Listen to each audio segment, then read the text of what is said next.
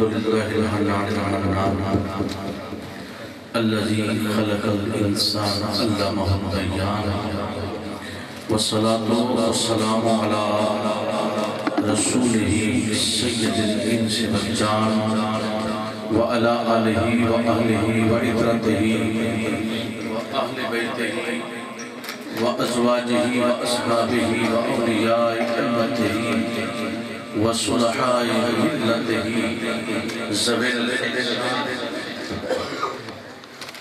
أما بعد أعوذ بالله من الشيطان الرجيم بسم الله الرحمن الرحيم قل إن كنتم تحبون الله فاتبعوني يحببكم الله ويغفر لكم ذنوبكم والله غفور رحيم صدق الله مولانا العظيم إن الله وملائكته يصلون على النبي يا أيها الذين آمنوا صلوا عليه وسلموا تسليما اللهم صل على سيدنا ومولانا محمد معدن الجود والكرم وعليه وبارك وسلم پڑھیے ایک مرتبہ الصلاة والسلام علیک یا سیدی یا رسول اللہ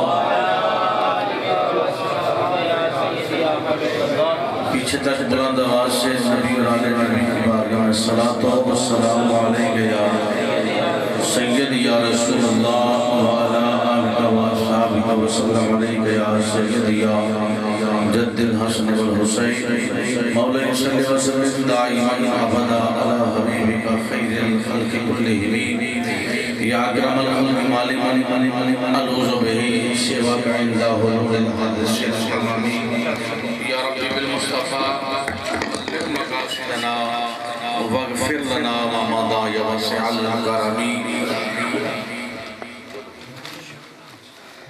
اپنے اسی موضوع آیت کے موضوع کے تحت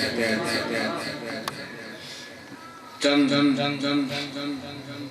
منظوم اشعار پیش کر تو آگے لے کے چلتے ہیں تاکہ جو موسم کا اثر آپ پر اور ساؤنڈ والوں پر میرے اوپر تو نہیں ہوا خیر ادھر بھی بیٹھ جاتے تو یہی کیفیت تھی ادھر بھی بیٹھے تو یہی کیفیت ہے درد مندوں سے نہ پوچھو کہ ادھر بیٹھ گئے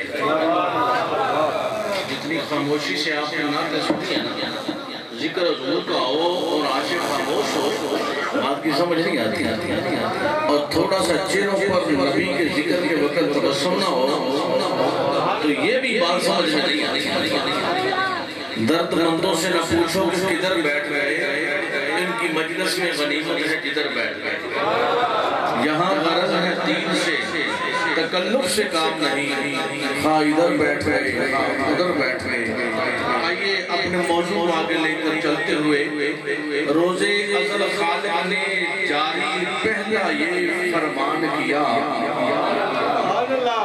روز ازل خالق نے جاری پہلا یہ فرمان کیا ان کو بنا کر شاہ رسول اللہ دو جگ کا سلطان کیا ان کو بنا کر شاہ رسول اللہ دو جگ کا سلطان کیا اور نو کے قلم سے عرش بری پر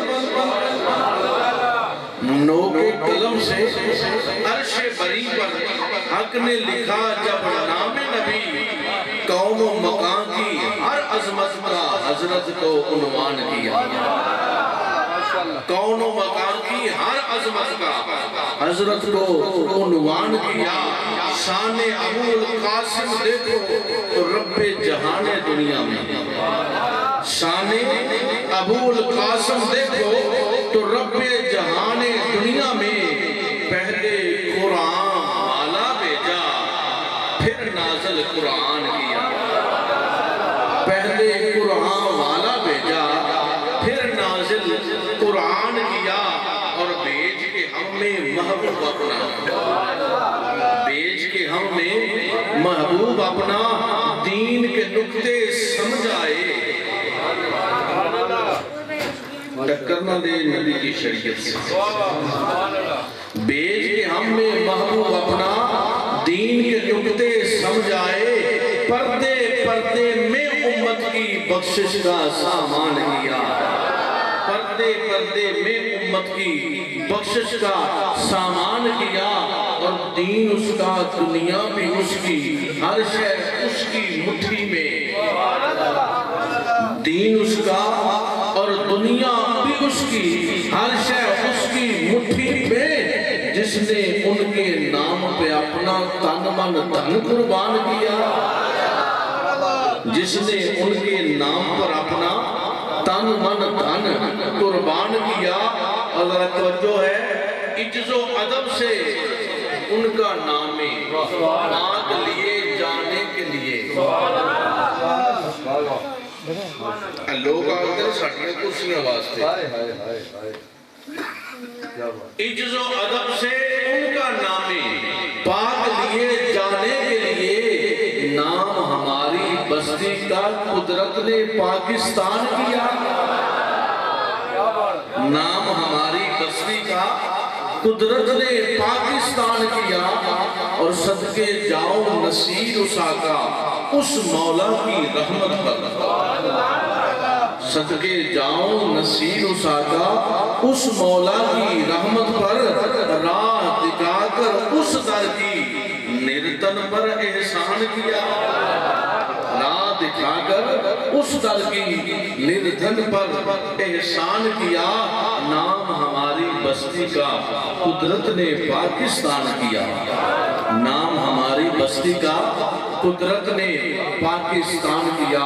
ہم تو صلاة کے بعد معزز محتشم علماء کرام، حاضرین و سامعین گرامی قدر، صاحب صدر، پیر طریقت، امیر شریعت، واقف اسرار و رموز حقیقت، پیکر صدق و صفا، صاحب تسلیم و رضا، حضرت الحاج اللہ خواجہ پیر صوفی احسان اللہ صاحب دامت برکاتم العالیہ، سجادہ نشین درگاہ مقدسہ ساہو چک شریف، حضرات گرامی قدر، اللہ رب العزت کا بے پایا احسان، اللہ رب العزت کی رحمت و فضل سے خالق لم یزل نے اس مادیت کے دور میں، نفس نفسی کے دور میں، پرفتن دور میں مجھے اور آپ کو یہ توفیق بخشی کہ ہم نے دنیا داری کے معاملات کو چھوڑ کر جو اپنی اغراض پر جو ہمارے اوقات تھے ان کو ترک کر کے ہم اللہ وحدہ لا شریک اور ذکر رسالت مآب صلی اللہ علیہ وآلہ وسلم کے لیے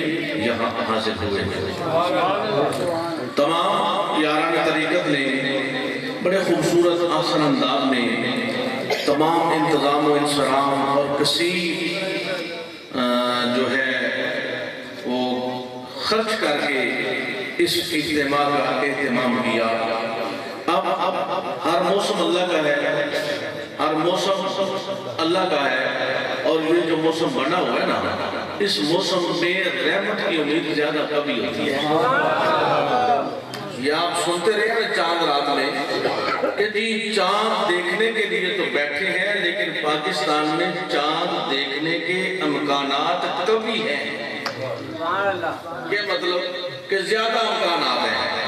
تو یہ صوفیاء فرماتے ہیں، ہمارے اولیاء اللہ ایسے موسم میں فرماتے ہیں اللہ رب العزت کی رحمت کے امکانات زیادہ ہوتے ہیں، اس لیے اس میں پریشان ہونے والی بات نہیں۔ صوفی محمد ارشاد قادری صاحب، جناب ماسٹر محمد مشتاق قادری صاحب، صوفی محمد امین قادری صاحب، چودھری سلطان صاحب ہیں۔ اب اگر ناموں کی فہرست شروع کروں تو غالباً میرے خطاب کا سارا وقت نام لینے میں گزر جائے گا، لیکن جن کے لیے ہم نے کیا ہے وہ ہر نام سے واقف ہیں، وہ ہر نام سے واقف ہیں۔ حضرات گرامی قدر، یہ قاری صاحب نے اعلیٰ حضرت کا کلام پڑھا، بڑا دل خوش ہوا، بڑا کیف اور سرور۔ میں نے سورہ آل عمران سے جو آیا مقدسہ کی تلاوت کی، اس کے ضمن سے ہی گفتگو کا آغاز کریں گے، لیکن ایک بات میں یہاں یہ بھی ضرور، چونکہ آپ سے رمضان کے بعد آج پہلی ملاقات ہے، اس علاقے کے جتنے پیر بھائی ہیں اور کئی احباب سے رمضان میں ملاقات نہیں ہو سکی، تو یہ اللہ رب العزت کا بے پایا احسان ہے، شکر ہے۔ حضرت قلندر کبریہ ہمارے شیخ کامل کی خاص نظر عنایت کے تحت الحمدللہ تعالی ہمارے آسان آگیا ساہو چک شریف کی بھرپور نمائندگی اس عاجز ناقص آخر فقیر گنہگار کے ذریعے سے، تو ہمارا تو وجود ہوتا ہے لیکن نمائندگی تو میں سمجھتا ہوں آپ سب کی تھی. میں ہمارے آستانے کی نمائندگی میں یہ سمجھتا ہوں یہ آپ سب کی نمائندگی ہے. چونکہ میں آپ کا خادم ہوں تو جب آپ کا خادم پہنچا ہوا ہے کسی جگہ پر تو آپ سب پہنچے ہوئے ہیں. تو الحمدللہ ARYQ ٹی وی پر اور پھر پاکستان ٹیلی ویژن پر, اس کے علاوہ آن ٹی وی پر, مختلف ٹی وی چینلز پر 100 سے زائد موضوعات پر, مختلف موضوعات پر, مختلف اوقات میں الحمدللہ اللہ رب العزت نے یہ توفیق بخشی کہ قرآن و سنت کی روشنی میں امت مسلمہ تک پیغام پہنچایا گیا. بحمدہ تعالیٰ ابھی میں انشاءاللہ مئی میں کچھ باہر کے ملکوں کے دورہ جات کے لیے, کیونکہ خادم ہوں نا تو خادم کا کام ہے اپنے دوستوں کے پاس پہنچنا, ان کی خدمت کرنا. تو ان میں انشاءاللہ انگلینڈ بھی جاؤں گا اور آتے ہوئے اور جاتے ہوئے مختلف ممالک میں بھی ہوتا ہوا جاؤں گا. اللہ رب العزت سے دعا ہے کہ خالق لم یزل جب تک یہ سانسیں ہیں, یہ جان ہے, آپ کی خدمت میں معمور رکھے. اور حضرت قلندر کبریا رحمت الرحمن کا جو وہ پیغام لو فار آل اینڈ ہیٹڈ فار نار کا ہے, جو قرآن کا پیغام ہے, جو مصطفیٰ کے فرمان کا پیغام ہے, اس کو ہمیشہ روشن اور لوگوں تک پہنچانے کی توفیق عطا فرمائے. حضرات گرامی قدر, ہر بندہ مومن کا دو چیزیں رہتی ہیں اس کے دل میں, یا تو وہ اللہ کا محب بننا چاہتا ہے یا محبوب بننا چاہتا ہے. ابتدائی بات تھوڑی سی بڑی سمجھنے والی ہے. ہاں, اور دوسری بات میں آپ کو یہ مبارکباد دینا تو بھول گیا جو اول میں دینا چاہتا تھا کہ یہاں ہمارے آستانے پر الحمدللہ تعالی مسجد کا اہتمام بھی کیا جا رہا ہے. مسجد چونکہ یہ اولیاء اللہ کا جہاں بھی بسیرا ہوتا ہے نا تو ابتداً گوشہ نشینی کے لیے جگہ کی ضرورت ہوتی ہے. تو مسجد وہ ایسی جگہ ہے کہ جہاں گوشہ نشین ہوگا بندہ اپنے خالق سے کلام کرتا ہے. مجھے نہیں معلوم آپ مسجد کس کو کہتے ہیں یا آپ مسجد کسے سمجھتے ہیں. ہمارے موقف کے نزدیک مسجد وہ جگہ ہے کہ جہاں بندہ اپنے مالک سے کلام کرتا ہے, اپنے مالک سے عہد کرتا ہے, اپنے مالک سے کوئی وعدہ کرتا ہے, اور وہ بالکل تنہائی میں وہاں اپنے رب سے کلام کرتا ہے. تو یہاں اس عمل کی ضرورت بھی تھی اور میری خواہش بھی تھی کہ مسجد کا اہتمام ہو, چونکہ ہمارے تمام جتنے آستانے ہیں سب پر جتنے خلفاء ہیں, صوفیاء ہیں, وہاں مساجد موجود ہیں, تو یہاں بھی ہونی چاہیے تھی. اور انشاءاللہ تعالی اللہ نے یہ توفیق عطا فرمائی کہ خلاق عالم نے اس کا اہتمام جو ہے وہ اجرا فرما دیا, جاری ہوا. اب اللہ رب العزت کی ہی توفیق سے وہ جس کو اللہ توفیق عطا فرمائے گا اس میں اللہ کی توفیق سے اس کا حصہ شامل ہوگا اور یہ اللہ کا گھر جو ہے یہ پایہ تکمیل کو پہنچے گا.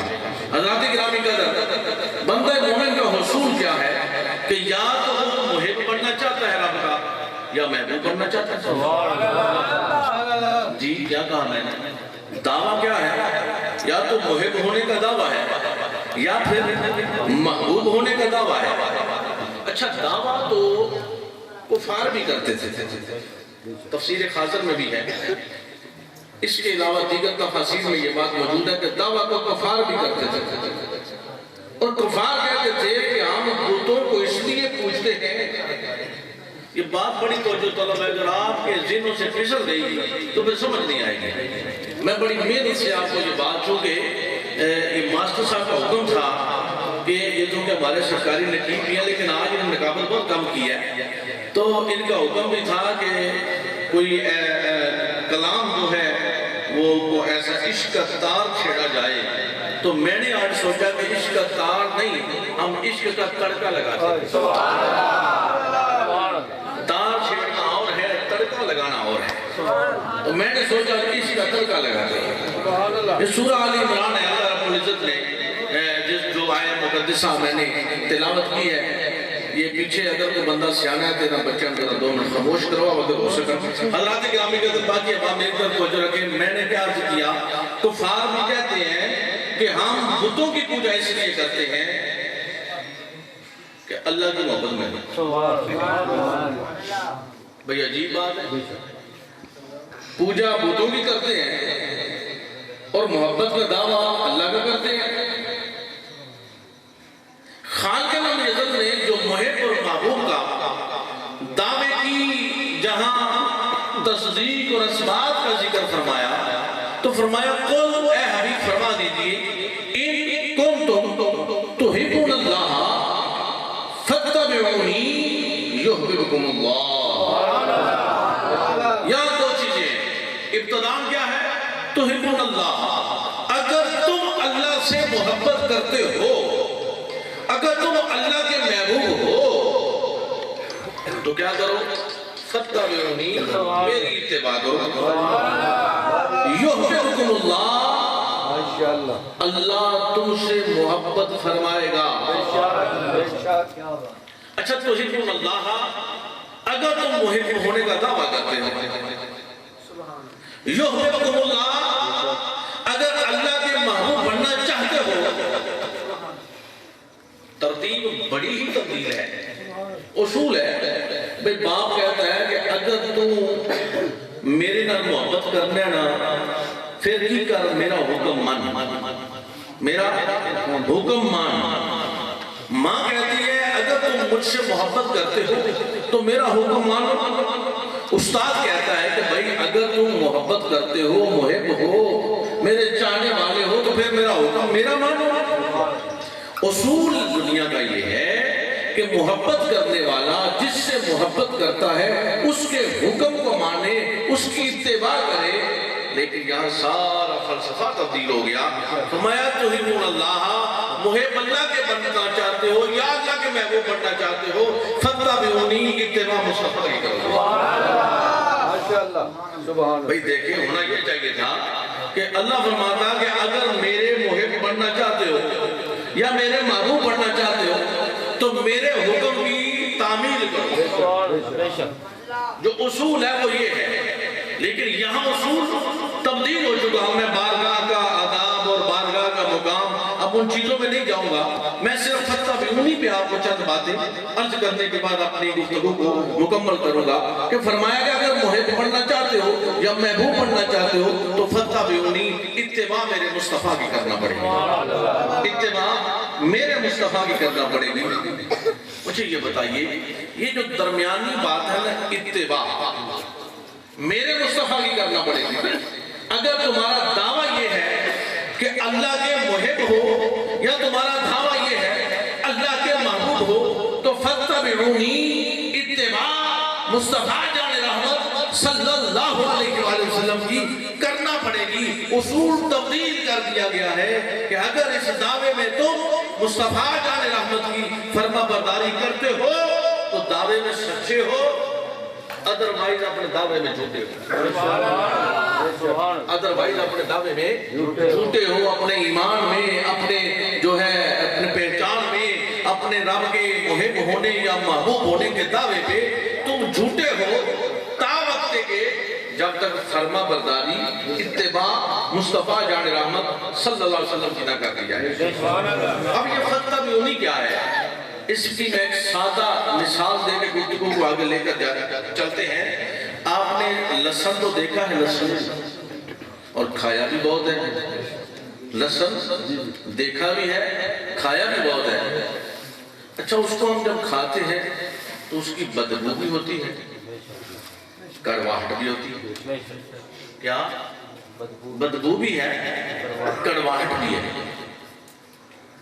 اگر اسی لہسن کو ہم گھی کے کنستر میں ڈال دیں یا گھی ایک پلیٹ میں یا ایک بالٹی میں لے کر اس میں گھی میں ہم تھوم کو، لہسن کو ڈال دیں، اس کے بعد ہم پھر اس کو کئی گھنٹوں کے بعد نکال کر کھائیں تو بدبو بھی رہے گی، کڑواہٹ بھی موجود رہے گی یا ختم ہو جائے گی؟ موجود رہے گی، برقرار. بھئی حالانکہ ہم نے تو اس کو دیسی گھی میں ڈال دیا تھا لیکن اس کے باوجود اس کی بدبو بھی موجود ہے، کڑواہٹ بھی موجود ہے. اچھا اگر اسی لہسن کو ہم گھی میں ڈالیں لیکن اس کے نیچے ہم آگ جلا دیں، اس کے نیچے ہم آگ جلا دیں، آنچ لگا دیں تو پھر کیا ہوگا؟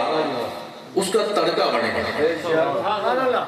آگ نے اس کو تڑکا لگایا ہے. لہسن وہی جو بدبودار تھا، جس میں کڑواہٹ تھی، جو ہم کھا نہیں سکتے تھے ویسے، اور وہی گھی ہے कड़वाहट और बदबू खत्म नहीं हुई, अब हमने आग जलाकर आंच पर उसको जब तड़का लगाया है तो उसकी खुशबू ऐसी है जो कई घरों तक फैलती है, जो दूर दूर तक फैलती है। अब तड़का लगाने के बाद हम उसमें देसी मुर्ग पका ले, हम उसमें मटन बना ले, हम उसमें सब्जी बना ले, हम उसमें दाल बना ले, तो उसका एक लुत्फ, उसका मजा, उसका जायका ऐसा आएगा कि उस बदबूदार को खुशबू में बदल दिया। किसने बदला है? उस आंच ने बदला है, उस तड़के ने बदला है। यूं समझिए कि घी अमल हो और लहसुन रूह हो, और इस रूह को हम अमल में ढाल भी दें, लेकिन जब तक इसका तड़का न लगाएं, फत्ताबियूनी का तड़का न लगाएं, इत्तिबा का तड़का न लगाएं, इताअत मुस्तफा का तड़का न लगाएं, तो ये अमाल जिसमें रूह डूबी तो हुई है, ना अमाल का असर रूह पर पड़ता है, ना रूह को फायदा अमाल से मिलता है।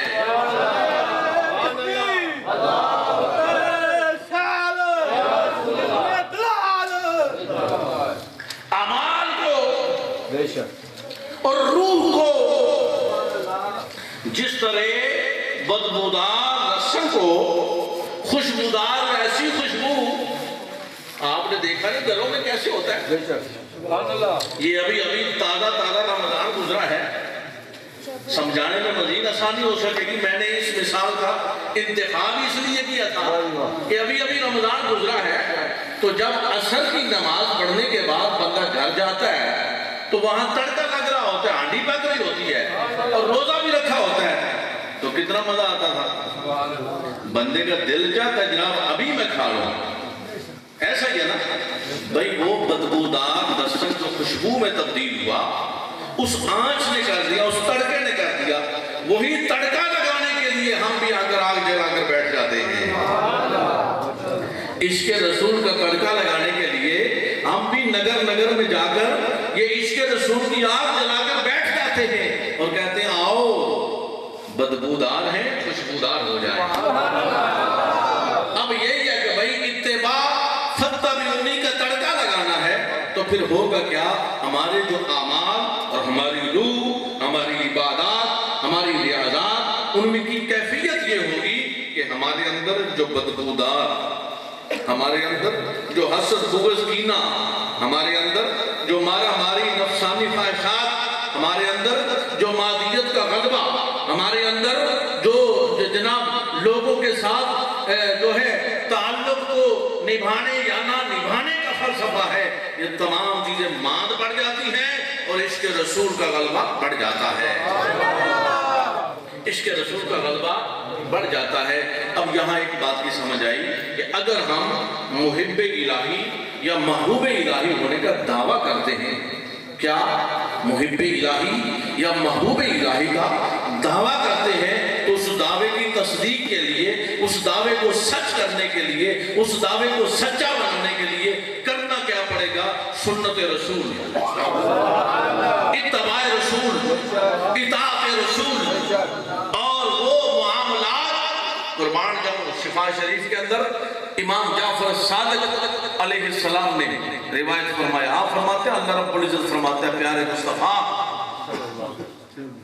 ये लोगों के जो मामलात है ना, अगर ये उसमें अपने आप को मुहिब होने या महबूब होने पर दावा करते हैं ना, अल्लाह की रबूबियत पर भी, तो उससे कबल इनको तुम्हारी रिसालत पर इकरार करना पड़ेगा।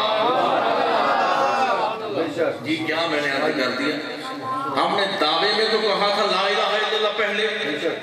इमाम जाफर सादिक फरमाते हैं कि ला इलाहा इल्लल्लाह पढ़ तो लिया है, ये रबूबियत का इकरार बाद में है, लेकिन पहले इकरार रिसालत करना पड़ेगा, पहले इकरार रिसालत करना पड़ेगा। अल्लाह रब्बुल इज्जत ने इस आया मुकद्दसा के अंदर ये बात इरशाद फरमा दी कि जनाब पहले आपको जो है वो क्या करना पड़ेगा? रिसालत माफ़ सल्लल्लाहु का इकरार करना पड़ेगा। शुभ ईमान की रिवायत है, हजरत जाबर रज़ियल्लाहु ताला अन्हु रिवायत फरमाते हैं कि अमीरुल मोमिनीन हजरत जनाब सय्यदना उमर फारूक रज़ियल्लाहु ताला अन्हु बारगाह रिसालत में हाजिर हुए। अर्ज किया या रसूलल्लाह صلی اللہ علیہ وآلہ وسلم میں ایک اجازت لینا چاہتا ہوں. حضور نے فرمایا کیا اجازت لینا چاہتے ہو؟ عرض کیا کہ جب یہودیوں سے کچھ ایسی باتیں سنتے ہیں نا بڑی لگتی ہیں. کیا ہوتا ہے؟ بڑی لگتی ہیں. کبھی کبھی آپ بھی کہتے ہیں بندہ تو منافق ہے گل بڑی چنگی لگتی کہتے ہیں نا اور دل کرتا مانا بھی نہیں. اب سنو ذرا مننی ہے کہ نہیں ہے؟ سننی ہے. عاشق تو سن بھی نہیں سکتا. عاشق تو سننے کا بھی قائل ہے.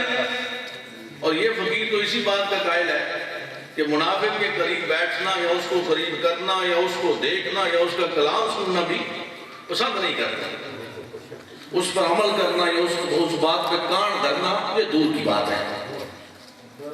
امیر المومنین فاروق اعظم نے عرض کیا یا رسول اللہ یہودیوں کی کچھ باتیں ہم سنتے ہیں کلام لیکن وہ کلام بھلا لگتا ہے اچھا لگتا ہے کیا ہم اس کو لکھ دیا کریں یادداشت کے لیے محفوظ کر لیں.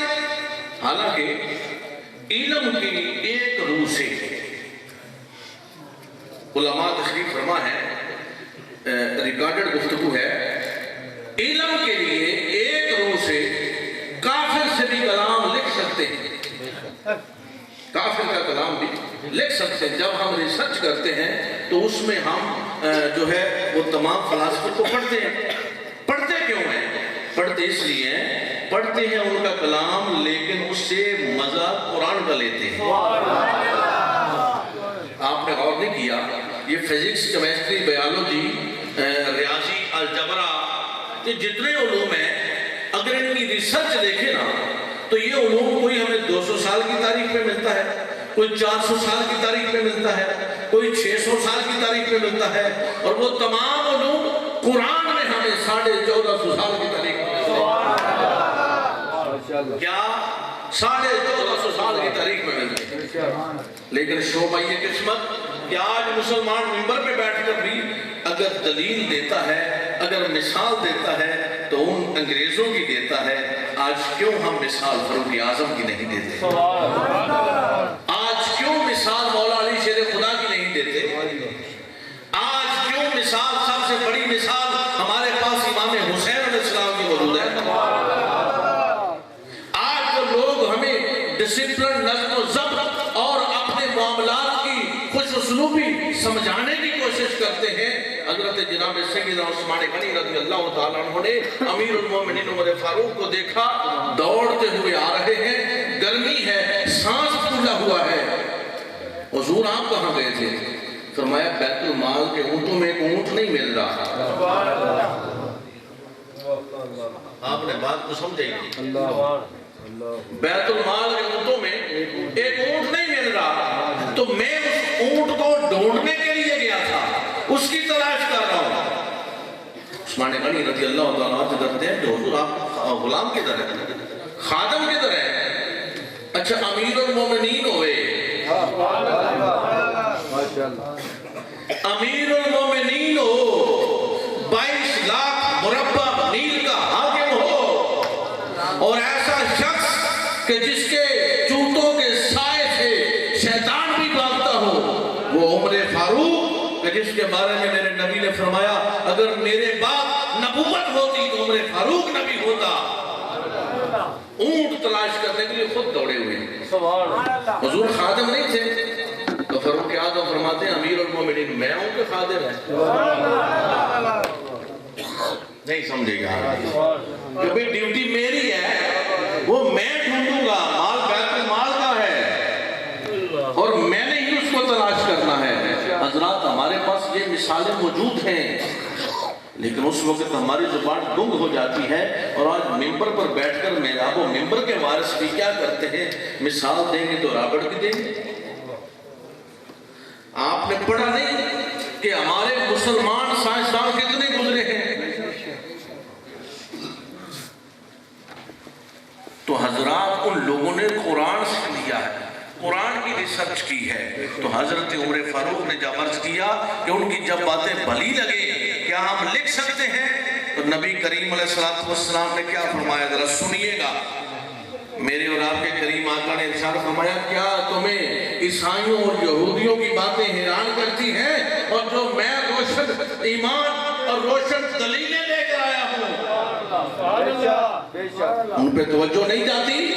اور حضور نے فرمایا اگر آج حضرت موسیٰ بھی ہوتے تو میری شریعت سے افادہ کرتے، میری شریعت کے بغیر ان کو بھی کوئی چارہ کار نہ ہوتا۔ حضرات گرامی قدر، وہ چارہ کار کیوں ہے؟ کیونکہ فتبعونی اتباع ہے، اتباع میرے مصطفیٰ کی کیا آئی؟ حضور نے فرمایا کہ بھئی ان کی باتیں مت سنو، جو دین میں لے کر آیا ہوں اس دین پہ غور کرو۔ اسی لیے کسی نے کہا تھا کہ عقل کو دوڑا دوڑا کے تھکایا ہم نے، کوئی دین محمد سا نہ پایا ہم نے۔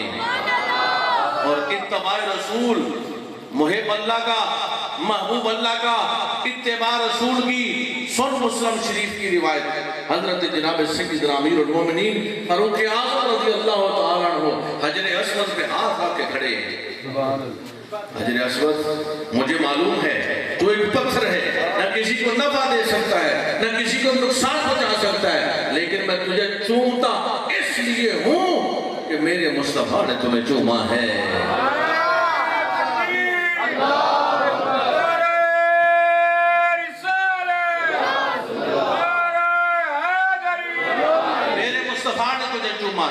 آئیے سنیے، مسند امام احمد کی روایت ہے، مسند عثمان بن عفان کی روایت ہے، حضرت سیدنا عثمان غنی رضی اللہ تعالی عنہ، آپ ایک مقام پر تشریف فرما، آپ نے پانی منگوا لیا۔ کیا کیا؟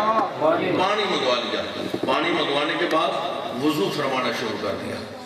وضو فرمانے کے بعد آپ نے مسکرانا شروع کیا اور ساتھ ہی فرمایا، کیا تم مجھے پوچھو گے نہیں کہ میں مسکرایا کیوں ہوں؟ سن ذرا فتبعونی کی اس کا ترکہ کیسے لگتا ہے؟ تم مجھے پوچھو گے نہیں کہ میں مسکرایا کیوں ہوں؟ حضور ہمیں کیا معلوم؟ آپ فرماتے ایک مرتبہ میرے کریم آقا بھی اسی مقام پر تھے، حضور نے پانی منگوا لیا۔ پانی منگوانے کے بعد میرے آقا نے وضو فرمایا اور وضو فرمانے کے بعد پوچھا، حضور نے تبسم فرمایا اور تبسم فرمانے کے بعد میرے آقا نے فرمایا کیا مجھے پوچھو گے نہیں کہ میں مسکرایا کیوں ہوں؟ یا رسول اللہ کیوں مسکرائے؟ تو حضور علیہ السلام نے فرمایا کہ میرے امتی جب وضو کرتے ہیں تو ان کے وضو کا جو پانی ہے ان کی کوہنیوں کو، ان کے قدموں کو، ان کے چہروں کو یہ چمکا بھی دیتا ہے اور عذاب سے محفوظ بھی رکھتا ہے، ان کی پہچان کا سبب بھی بنتا ہے۔ آئیے حضرات گرامی قدر شفا شریف کی روایت آخری میں اپنی گفتگو کی طرف آتا ہوں تاکہ ہم وقت پہ گفتگو کو مکمل کر سکیں۔ حضرت عبداللہ ابن عمر رضی اللہ تعالیٰ عنہ ایک مقام پر نا اونٹنی کو چکر لگوا رہے ہیں، اونٹنی کو چکر لگوا رہے ہیں ایسے ویسے ہی۔ کسی نے پوچھا حضور یہ کیا؟ فرماتے اس بات کی حکمت کا تو مجھے نہیں معلوم۔ بھائی دیکھو ہم جیسا آدمی بھی ذی شعور ہے تو حضرت عبداللہ ابن عمر، ہم بھی بے معنی کام نہیں کرتے اور حضرت عبداللہ ابن عمر فرماتے اس بات کی حکمت کا نہیں پتا، لیکن میں نے ایک مرتبہ دیکھا کہ نبی پاک علیہ السلام کسی جگہ پر نا اونٹنی کو چکر لگوا رہے ہیں، تو میں تو حضور کی فتبعونی کے تحت حضور کی اتباع کے لیے حضرت سیدنا عثمان غنی رضی اللہ تعالیٰ عنہ مسجد کے دروازے پر بیٹھ کر گوشت کا ٹکڑا تناول فرما رہے ہیں۔ کسی نے پوچھا حضور یہ گوشت کا ٹکڑا اور مسجد کا دروازہ چھ معنی دارد؟ آپ نے فرمایا مجھے یہ نہیں معلوم، لیکن میں نے حضور کو دیکھا ہے کہ ایک مرتبہ کملی والے کریم آقا یہاں بیٹھ کر گوشت کا ٹکڑا تناول فرما رہے تھے۔ امام الانبیاء کے غلاموں، اگر اللہ کے محب بننا چاہو یا رب کے محبوب بننا چاہو تو فلسفہ کیا ہے کہ مصطفیٰ جان رحمت سے پیار کرنا پڑے گا، مصطفیٰ جان رحمت کی عزت، مصطفیٰ جان رحمت کی عظمت، مصطفیٰ جان رحمت کی حقیقت، مصطفیٰ جان رحمت پر ایمان، حضور کی اتباع، حضور کا ادب، حضور کی نصرت، حضور کی عظمت، حضور کی عزت پر اپنی جانوں کے نذرانے دینا پڑیں گے اور کملی والے سے پیار کرنا پڑے گا. ہوگا کیا؟ فرمایا رب کے محب بنو یا محبوب بنو, دعویٰ تمہارا سچا ہو جائے گا. لیکن رب بڑا غفور ہے, رب بڑا کریم ہے. فرمایا فَاتَّبِعُونِی, میرے مصطفیٰ کی اتباع تم کرتے جاؤ. وہ میں تمہیں اپنا صرف محبوب ہی نہیں, یغفر لکم, تمہاری بخشش بھی فرما دے گا, تمہاری بخشش بھی فرما دے گا. وَذُنُوبَکُمْ, اور تمہارے گناہوں کو مٹا کر رب ستھرا اجالا تمہیں کر دے گا. کس عمل پر, کس عبادت پر؟ فرمایا عبادت وہی عبادت ہے جو مصطفیٰ کی اتباع میں ہے, کلمہ وہی کلمہ ہے جو مصطفیٰ کی محبت میں ہے, دین وہی دین ہے جو مصطفیٰ کے محبت میں ہے. ہاں وہی نماز, وہی عبادت, وہی روزہ, وہی کلمہ, وہی ایمان ہے جو مصطفیٰ جان رحمت صلی اللہ علیہ وآلہ وسلم کے عشق, حضور کی محبت, حضور کی اطاعت کی وجہ سے ہے. تو پھر سنیے امام الانبیاء کے غلاموں, وہی زندگی کارآمد ہے جو فَاتَّبِعُونِی کے تحت ہے, اور اسی زندگی کا وقار ہے جو فَاتَّبِعُونِی کے حصار میں ہے, اور اسی زندگی کو عزت ملتی ہے, اسی زندگی کو وقار ملتا ہے جو مصطفیٰ جان رحمت کے کلموں میں نثار ہوتی ہے, اور جو مصطفیٰ کے قدموں میں نثار ہوتا ہے. رب کہتا ہے یہی میرا محبوب ہے, یہی میرا محب ہے. اور فرماتا ہے محبوب اور محب اپنی جگہ, یہی وہ ہے جس کی میں بخشش کرتا ہوں, اور یہی وہ ہے جس کے گناہوں کو میں مٹا دیتا ہوں. اور آئیے سنیے امیر المومنین عمر فاروق رضی اللہ تعالیٰ عنہ کا ایک جملہ سنیے اور لطف لیجئے. جناب سیدنا فاروق اعظم ایک مقام سے جب گزرے تو آپ رونے لگے, گڑ گڑانے لگے. بندوں نے سوال پوچھا حضور رونے کی وجہ کیا ہے, گڑ گڑانے کی وجہ کیا ہے؟ فرماتے ہیں یہ وہی جگہ ہے کہ جہاں میرے باپ خطاب نے مجھے مارا تھا کہ 2 اونٹ مجھ سے سیدھے نہیں قطار میں ہوئے. تو میرے باپ نے کہا عرب کا بیٹا ہو کر 2 اونٹ تجھ سے قطار میں نہیں ہوتے. کہا عرب کا بیٹا ہو کر 2 اونٹ قطار میں نہ ہوئے, لیکن مصطفیٰ کا غلام ہو کر 22 لاکھ مربع میل پر انسان بھی قطاروں میں کھڑے ہیں, حیوان بھی قطاروں میں کھڑے ہیں, انسان بھی قطاروں میں کھڑے ہیں, حیوان بھی قطاروں میں کھڑے ہیں. کیوں کھڑے ہیں؟ کیونکہ فَاتَّبِعُونِی کے انہوں نے سانچے میں اپنے آپ کو ڈھال دیا تھا. آج وجہ کیا ہے؟ ہم کس سانچے میں ہم بھی سب کسی نہ کسی سانچے میں ڈلے ہوئے, ہم سب بھی کسی نہ کسی سانچے میں ڈلے ہوئے ہیں, لیکن وہ سانچے جدا جدا ہیں, وہ سانچے جدا جدا ہیں. یہ آپ نے کبھی وہ ڈائی دیکھی ہے؟ ڈائی دیکھی ہے نا, وہ پیٹرن جسے کہتے ہیں, جس میں یہ مختلف چیزیں بنتی ہیں اور وہ ایک ڈائی میں ان کو ڈھالا جاتا ہے. یا اگر آپ لوہے کی کسی مل میں چلے جائیں, سٹیل مل میں چلے جائیں, تو وہاں سریا جو ہے اس کو پگھلا کر سانچے میں ڈھالا جاتا ہے. ہم بھی کچھ سانچوں میں ڈلے ہوئے ہیں, لیکن وہ ہم بیکار سانچوں میں ڈال چکے ہیں. ان سانچوں میں ڈال کر جو ہمارا وجود اور ہمارا جو فریم سامنے نکلا ہے نا, ہمارا کانسیپٹ باہر آیا ہے, ہمارا جو مائنڈ سیٹ باہر آیا ہے وہ غلط ہے. کوئی برادری کے سانچے میں ڈلا ہوا ہے, کوئی اپنی انانیت کے سانچے میں ڈلا ہوا ہے, کوئی اپنی چودراہٹ کے سانچے میں ڈلا ہوا ہے, کوئی کسی سیاست کے پلیٹ فارم کے سانچے میں ڈلا ہوا ہے, کوئی کسی خاص اپنی پیری مریدی کے سانچے میں ڈلا ہوا ہے. لیکن قرآن ہمیں کہتے ہیں ان تمام سانچوں کو چھوڑ دو. سبحان اللہ, جی سبحان اللہ. یہ تم نے جو سانچے بنا رکھے ہیں, تم نے جو معیار بنا رکھا ہے, یہ لغو ہے, یہ غلط ہے. رب کہتا ہے یہ ہمارا معیار ہی نہیں. بھئی جب ہم بندے اللہ کے ہیں تو ہم نے اس معیار پہ اپنے آپ کو ڈالنا ہے, اس سانچے میں ڈالنا ہے کہ جس معیار اور سانچے میں رب ہمیں ڈالنا چاہتا ہے. سبحان اللہ. دیکھیں نا اللہ رب العزت نے ہمیں لقد خلقنا الانسان فی احسن تقویم کا تاج پہنا دیا. رب العزت نے ہمیں کنتم خیر امہ کا اعزاز عطا فرما دیا. پھر اللہ رب العزت نے جو ہماری ڈیوٹی لگائی وہ ہے وامر بالمعروف ونہی عن المنکر. اب ان سانچوں میں رب ہمیں ڈالنا چاہتا ہے لیکن ہم کسی اور سانچے میں ڈال چکے ہیں جسے آپ پنجابی میں کہتے ہیں نا روں کرا. کیا روں قرآنہ پہ آ کرو یاد کہتے ہیں نا آپ. وہ میں نے ایک دفعہ ایک جنازہ ایک جگہ پہ پڑھانا تھا تو ٹائم بھی تھوڑا رہ گیا کیونکہ وقت آپ کو پتہ ہے مصروفیات کا دوڑ ہوتی ہے تو وقت بھی تھوڑا رہ گیا.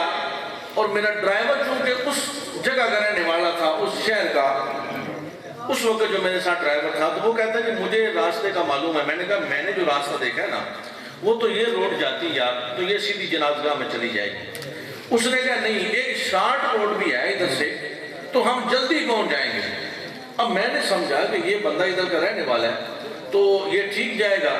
جب وہ اپنی مرضی سے وہ شارٹ روٹ پہ پڑا نا تو وہ اور ہم ایک تنگ گلی میں پھنس گئے. نہیں سمجھے گاڑی ایک تنگ گلی میں حافظ غلام حسین صاحب پھنس گئی. اب ہم واپس آئے تو گاڑی ریورس کرنا پڑے. ہمارے پیچھے موٹر سائیکلوں کی لائن لگ گئی. جو سامنے سے آنے والے مد مقابل تھے وہ بھی کافی موٹر سائیکلیں ہو گئی. اب ہم اس میں پھنس گئے اور وہاں سے ہمیں نکل کر اس جنازگاہ میں پہنچنے تک 45 منٹ لگے. اب چونکہ جو جنازہ پڑھانے والے تھے وہ تو انتظار کر رہے تھے. اب انتظار کرنا بھی ان کی مجبوری تھی. یا تو مجھے بلایا نہ ہوتا تو جو بندہ بلا لیتا ہے تو پھر میں بھی پاگل آدمی ہوں. اب انتظار کرنا بھی ان کی مجبوری تھی کہ وہ پیر صاحب آئیں تو جنازہ پڑھائیں. ہم نے ان کو بلایا ہے. اب ہم کیا ہوئے کہ ہم راستہ بدل گئے اور غلط راستے پر پڑ گئے. غلط راستے پر چل پڑے. حضرات یہی منظر کشی بھی ہمارے ساتھ ہو رہی ہے. راستہ اور تھا رائٹ وے اور ہے اور ہم رانگ ٹریفک میں جا رہے ہیں. ہم رانگ ٹریفک میں جا رہے ہیں. راستہ تھا ہمیں جی ٹی روڈ میں ملتا تھا لیکن ہم نے جی ٹی روڈ کو چھوڑ دیا ہے اور ہم سنگل روڈ پہ آ گئے. حالانکہ جی ٹی روڈ کا جو راستہ تھا جو سفر تھا وہ جلدی طے ہونے والا تھا. موٹر وے کا آج کا دور ہے تو موٹر وے کا سفر اور جو دوسرا سفر ہوتا ہے اس میں کافی فرق پڑ جاتا ہے. بس یوں ہی سمجھیے کہ بساؤ کا انجن اچھا ہو اور اس کے پیچھے جو ڈبے ہوں تھرڈ کلاس ہو فرسٹ کلاس ہو تو وہ سب ایک اسپیڈ سے جاتے ہیں. ایسا ہی ہے نا. اور جو ڈبا انجن کے اگلی طرف لگا دیا جائے وہ فرسٹ چھوڑ کر فرسٹ سے بھی فرسٹ ہو وی وی آئی پی ہو اور وہ بالکل نیو ہو انجن پرانا ہو اس کے باوجود اس کی اوقات کچھ نہیں. اس کی حیثیت نہیں کچھ بھی.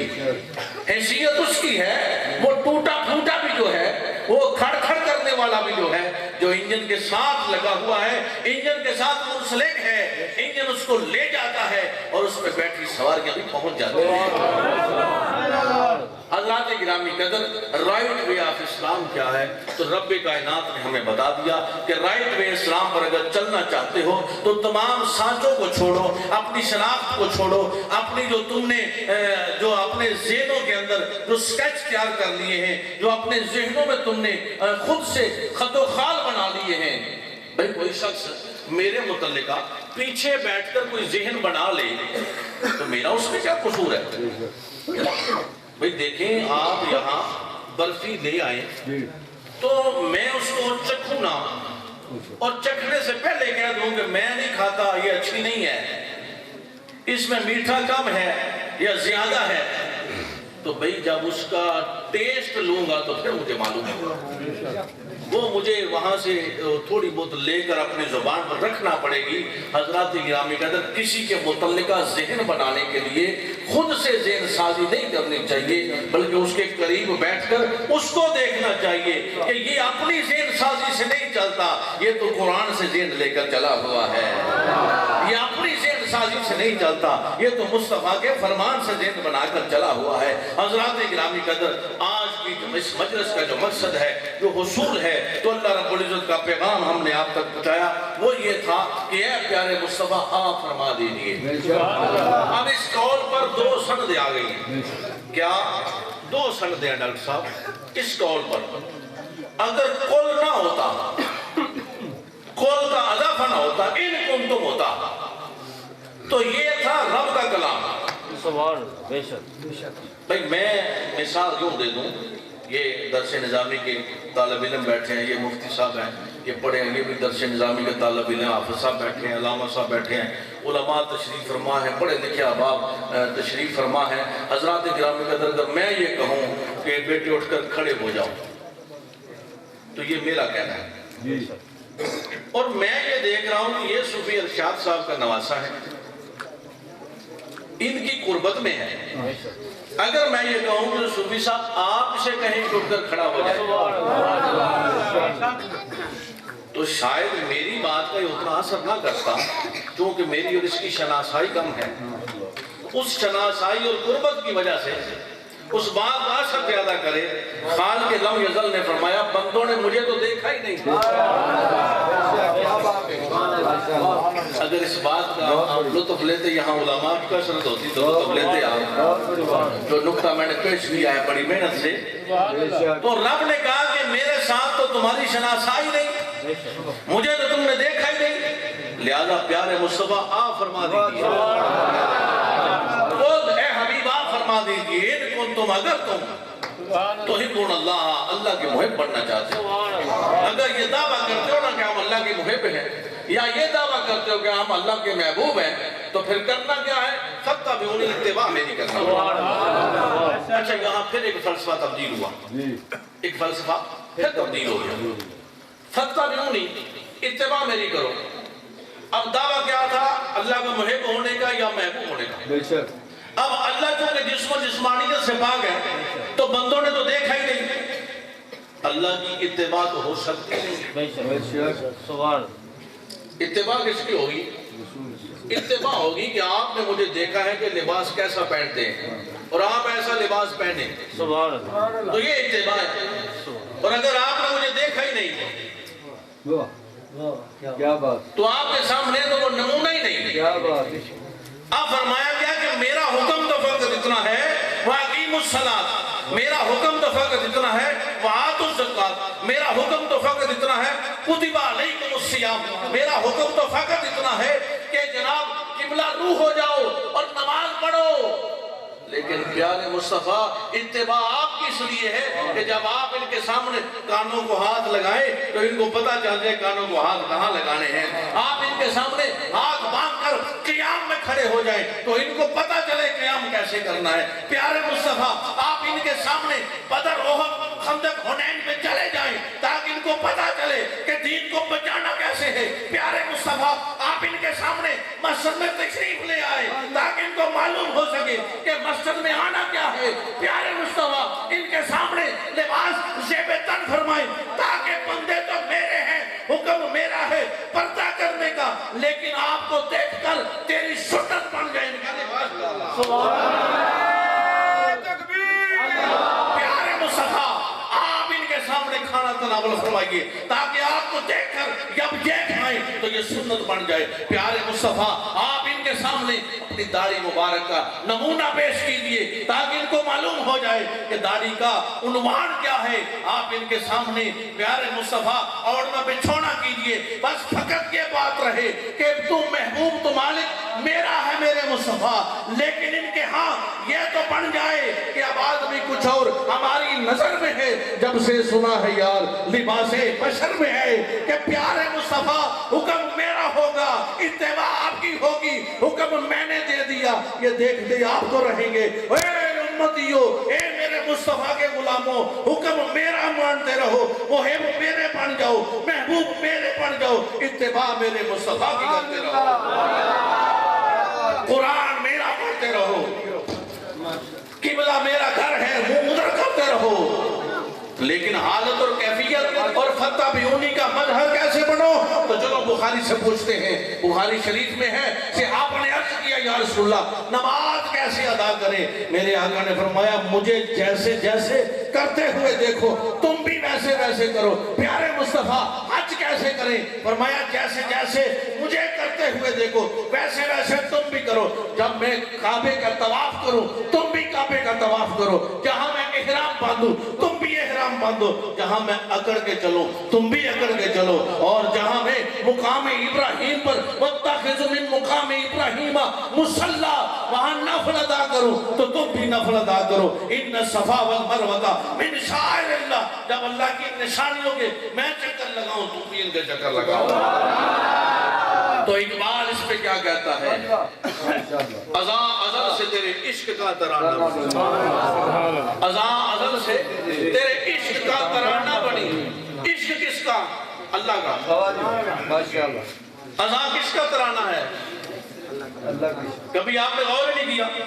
ازاں ازل سے تیرے عشق کا ترانہ بنی، نماز تو تیری دید کا ایک بہانہ بنی، نماز تو تیری دید کا ایک بہانہ بنی، ادائے دید سراپا نیاز تھی تیری۔ کیا بات ہے! سنو فتح بیونی کا مصداق اور یہ فلسفہ کیا ہے۔ ادائے دید سراپا نیاز تھی تیری، کسی کو دیکھتے رہنا نماز تھی تیری، کسی کو دیکھتے رہنا نماز تھی تیری۔ یہ میں نے اور تو نے فلسفہ نہیں دیا، یہ قرآن نے فلسفہ دیا۔ فتح بیونی مصطفیٰ کو دیکھتے جاؤ تم بھی تمہاری نماز بھی مکمل ہو جائے گی، مصطفیٰ کو دیکھتے جاؤ تمہاری نماز بھی مکمل ہو جائے گی۔ حضرات گرامی قدر، اپنی زندگیوں کو حسین بناؤ، حسنات میں مشغول رہو، سیئات سے محفوظ رہو، گھروں کے اندر بیوی بچوں سے محبت، بیوی بچوں کے ساتھ اچھا اخلاق۔ اب سب خاموش ہو چکے۔ سبحان اللہ! دین کا نماز اول یہ ہے جی، نماز اول یہ ہے۔ کیا بات! بھئی آپ نے تسبیح تو ہاتھ میں پکڑ دی، مصلی پہ بیٹھ گئے، 5 وقت حاضری بھی لگاتے رہے، لیکن گھر میں جب آئے تو بیوی کو گالیاں دی، گھر میں جب آئے تو اولاد کو برا بھلا کہا۔ اب یہ جو چیز ہے نا، دین کی ابتدا کیا ہے؟ حقوق العباد۔ کیا؟ حقوق العباد۔ اللہ رب العزت نے قرآن مجید میں بار بار حقوق العباد کا حکم دیا ہے۔ ہمیں ملیں، لیکن یہاں سے جو پیغام ملے اس پیغام کو بھی تو لے کے جائیں۔ بھئی ہمیں ملے، لوگ صوفی صاحب کہیں، داڑھی رکھ لیں، زمانہ آپ کو جناب صوفی صاحب کہے اور کہے کہ یہ پیر صاحب کے خلیفہ صاحب ہیں، یہ پیر صاحب کے مرید ہیں، یہ بڑا بار بار پیر صاحب کے پاس جاتے ہیں، تو بھئی پیر صاحب سے ہم کو پیغام بھی تو لے کے آئیں۔ حضرات گرامی قدر، قرآن نے کیا ابتداء کہہ دیا؟ ذالک الکتاب لا ریب فیہ، سبحان اللہ! یہ وہ کتاب ہے کسی قسم کا شک و شبہ نہیں، لیکن ہے کیا؟ ہدی للمتقین، ہدایت ملے گی تقوی والوں کو، ہدایت ملے گی تقوی والوں کو۔ آئیے حضرات گرامی قدر، اپنی اولادوں پہ فورس کریں، ان کو تعلیم اچھی دلوائیں، ان کی تعلیم پر توجہ کریں۔ اور پھر ایک اور بات ہے، کمزوری کہاں، بگاڑ کہاں نظر آ رہا ہے؟ ان لوگوں کی اولادیں جو خود تو ہمارے قریب ہیں لیکن اولادیں قریب نہیں، ان اولادوں میں بگاڑ نظر آ رہے ہیں، اور وہ اتنی کامیاب بھی نظر نہیں آ رہی۔ کامیاب کون سی اولادیں نظر آ رہی ہیں کہ جو آپ کے ساتھ ساتھ ان کو یہاں کا جو پیغام لے رہے ہیں نا، اس پیغام پہ اپنی زندگیاں گزار رہے ہیں۔ اب یہ پیغام ڈبل ہے، ایک تو زبان سے پیغام ہے، دوسرا اس آنکھ سے دعا ہے۔ پیغام زبان سے ہے، عمل سے پیغام ہے۔ آپ کی اولادیں ہمارے ساتھ رہیں گی، ہمارے عمل کو دیکھیں۔ بھئی تبلیغ وہ نہیں ہوتی جو بتانی پڑے، تبلیغ وہ ہوتی ہے جو دکھائی جائے۔ بتانے والی تبلیغ نہ ہم نے حاصل کی، نہ ہم اس بات کے قائل ہیں۔ ہم نے اپنے بزرگوں سے تبلیغ کو دیکھا ہے اور پھر اختیار کیا ہے، اپنایا ہے۔ اب اسی فلسفے کے تحت یہ آگے اپنایا جائے۔ لیکن آئیے حضرات گرامی قدر، ہم اپنی زندگیاں گزارتے ہیں، سلسلہ عالیہ کے ساتھ قائم دائم ہیں، جڑے ہوئے ہیں، لیکن بگاڑ اور خرابی تب ہے جب ہماری اولاد اس سے دور ہوگی۔ اولاد قریب ہوگی، اولاد میں وہ فلسفہ، وہ محبت، وہ جاگزی ہوگی، اور پھر اس کو دیکھتے جائیں کہ جہاں جہاں بگاڑ نظر آتا ہے آپ ان کی تربیت کرتے جائیں، اور پھر دیکھیں کہ اس بارگاہ سے ان کو حضور کی بارگاہ میں کیسے پہنچایا جاتا ہے۔ تو اس میں کیا ہوگا؟ قرب ملے گا، قربت آئے گی۔ اللہ رب العزت ہم سب کو عمل خیر میں توفیق عطا فرمائے، برکات عطا فرمائے، اور حضور نبی رحمت صلی اللہ علیہ وآلہ وسلم، پیری مریدی کس چیز کا نام ہے؟ یہ حضور کی محبت کا نام ہے۔ پیری مریدی کا فلسفہ کیا ہے؟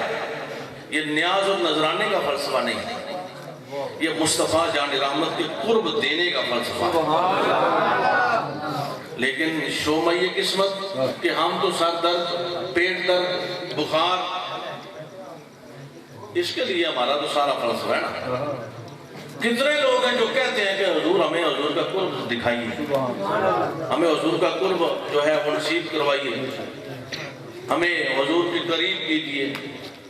ایک بھی نہیں ملے گا، 99.9% بھی نہیں، کیونکہ ہم نے تو اپنی دنیا کو اپنا اول و آخر سمجھ لیا، حالانکہ یہ بیکار تھا۔